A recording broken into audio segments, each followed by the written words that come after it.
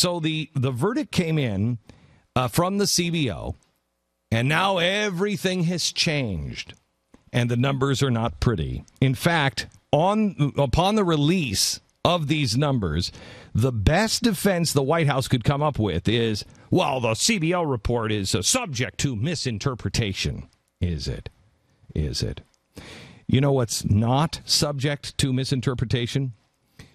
Is the fact that this administration was lying to your face, looking you in the eye, and lying to your face in 2009 and 2010 as they crammed Obamacare down your throats. They did everything they could to obstruct anyone who stood in the way. Not just obstruct, destroy. And at the time, we talked about it extensively on this program and on our Fox program. But since I don't own the rights to anything that I ever did on Fox, mistake number one, I can't show you any of that. But I can certainly show you everything that we did on this program every single day. You knew what was going on.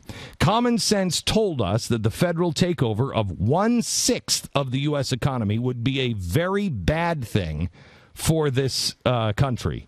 And 4 years later, after it has become law, after they have still gutted this thing so the really bad effects don't hit yet, we are just beginning to feel how bad this thing is going to be. So now the nonpartisan CBO has confirmed our predictions and your predictions in this report. It backs up what we have said all along. It shows that we were not the ones that were wrong. The media was a hack for this administration. They carried all the water. They carried all the water for George Soros and Media Matters. They did everything they could to try to discredit you from standing up and saying this would be bad. Everything they could to discredit us. And it is time to set the record straight. It backs up the fact that Obamacare will saddle our country with new deficits. Remember, it has to be deficit neutral. That's what the president said. That's the priority number one. I will not do it unless it's deficit neutral. It will kill American jobs. Remember, the president was saying it's not going to kill any jobs. It's going to create jobs. And we told you that it would force people to lose their health insurance. That was heresy. It's doing now, according to the CBO, the exact opposite of what was promised.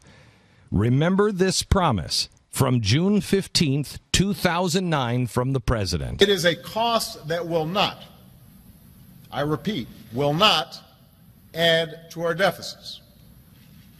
I've set down a rule for my staff, for my team, and I've said this to Congress.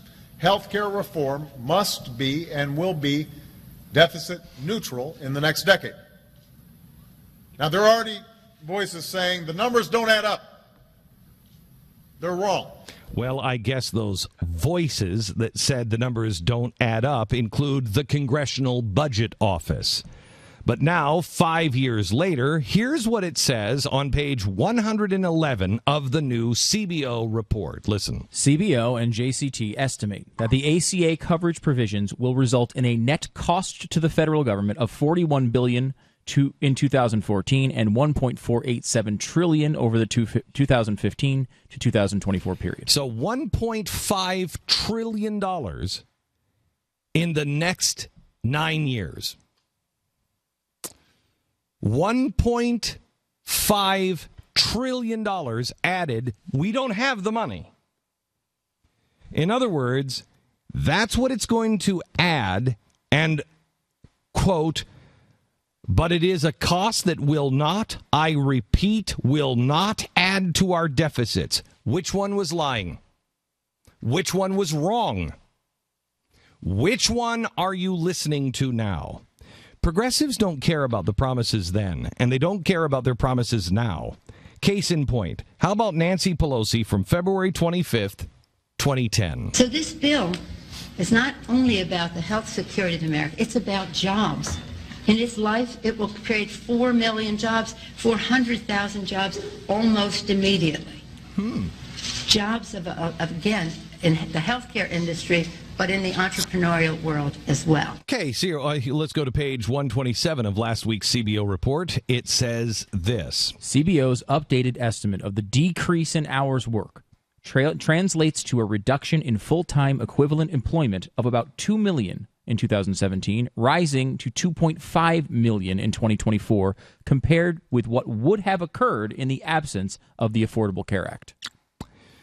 So it's not going to add 4 million jobs, as Nancy Pelosi promised us. It's going to remove the equivalent of 2.5 million jobs from the economy.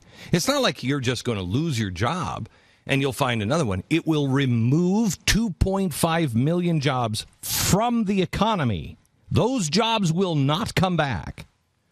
From the very beginning, we knew the penalties associated with Obamacare, and we knew it would hurt the job market and not help it.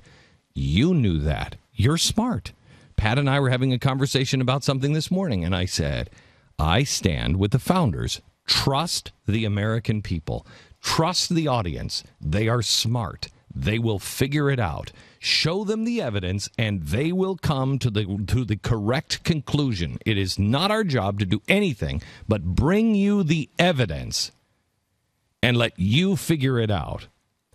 Well, on page 124 of the report, the CBO states, quote, businesses also may respond to the employer penalty by seeking to reduce or limit their full-time staffing and to hire more part-time employees. Okay, remember, we are being lambasted. We are a madman. We're a danger. We are terrorist. We are absolutely everything because we stood against the Obamacare Act. I want to show you what Stu just read. Businesses may also respond to employer penalty by seeking to reduce or limit their full-time staffing or hire more part-time employees. That was wrong. That was a lie. When I said it, on July 15th, 2009. One tax on one small business costs between 5 and 10 jobs. Think about that against the entire scale of the economy. You'll begin to see what this plan is going to cost in free health care. The higher the tax, the less people get hired. The more people need government to give them health care or housing. This is a freedom grab. But you don't need the CBO or me telling you what Obamacare was going to go do to your business or your job because you're smart. The president, the progressives in Washington, and that means the Mitch McConnells as well, they don't trust you. I do. Why? Because I know you. I talk to you. You call us. I read your emails. Here's a handful of emails I read on the air July 16th, 2009. Suzanne in Florida says, I'm a small business owner. If Obamacare passes, this would force me not to add anyone, which I had plans of hiring 3 more people in 2010. Plus, I may need to fire 1 to 2 other people. So this would be a total loss of 5 people. I know it doesn't seem like many, but they all add up, don't they? Scott in Pennsylvania writes, Glenn, I manage a 15-employee shop. Well, now, a 7-employee furniture manufacturing company in Pennsylvania. I admit I don't completely understand Obamacare, but does anyone, including Obama? But there is no way I can afford to pay health care or higher tax for health care. I am guessing the last 7 of us will be gone if this goes through. I'm sure the Chinese are going to be happy to make all the products that we make now in Pennsylvania. Brett, he says, we currently employ 3 people, expect to hire 4 to 5 new employees January 2010. However, if Obamacare goes through, we will not be able to afford to create but maybe 1 job. Additionally, my business partner and I may have to stop growing our company soon in order to avoid additional taxation. Let's see. This comes from Nancy. Glenn, we're a small business owner in South Florida. We have already let 2 of our employees go since January. If Obamacare goes through, I will have to lay off the remaining 3 employees and just have contract laborers. That's where we're headed, gang. That was back in 2009. But we're not done yet. You knew the truth. We knew the truth. The CBO now verifies that they were wrong about everything. And that's because they're not a bipartisan organization. They will do the bidding of whoever has power. The progressives have no idea how the free market system even works.